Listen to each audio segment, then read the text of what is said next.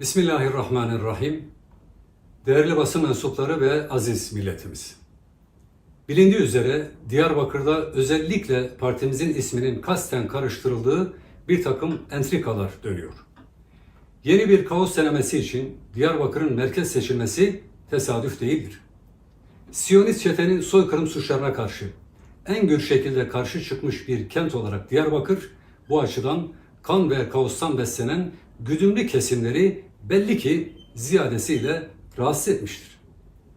Diğer bir husus, Kürt halkının aile yapısını, kadim geleneğini ve inancını hedef alan ve DEM Parti'nin öncülük ettiği bir yıkım laboratuvarı olarak yine Diyarbakır hedef seçilmiştir.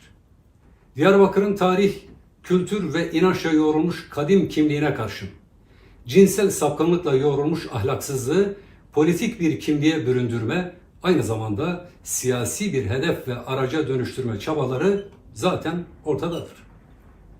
Başta Diyarbakır olmak üzere Kürt kentlerinde günahı, haramı ve her türlü ahlaksızlığı bir siyasal hedef olarak benimsetme çabalarına karşın meşru zeminde duruş sergileyen biziz, yani Hüdapar'dır.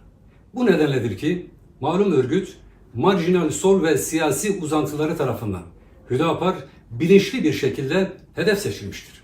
Her vesileyle kan ve kaostan beslenen, Kürt gençleri arasına nifak sokup çatıştırmaktan zevk alan, Türk solunun devrim fantezileri uğruna daha önce defalarca tekrarladıkları gibi iç çatışmalarla kaos üretip Kürtlere gözyaşı ve ölümü reva gören bu yapı belli ki yeni bir provokatif zemin arayışına girmiş bulunmaktadır. Aylardır Hüdapar ismini ağzından düşürmeyen, alakasız durumlarda bile partimizi kriminalize etmeyi gaye edilen DEM Parti ve ortağı çetelerin sözcülüğünü yapan sözde vekillerin basın açıklamalarında alenen partimizi hedef alarak başvurdukları kışkırtıcı dil, savurdukları yalan ve iftiralar kamuoyunun malumudur.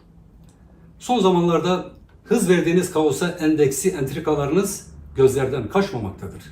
Kimlerin kimlerle kaos senaryolarını çizdiğini biliyoruz. Özlenen kaosun senaristlerini de figüranlarını da iyi biliyoruz ve bunlara yabancı değiliz.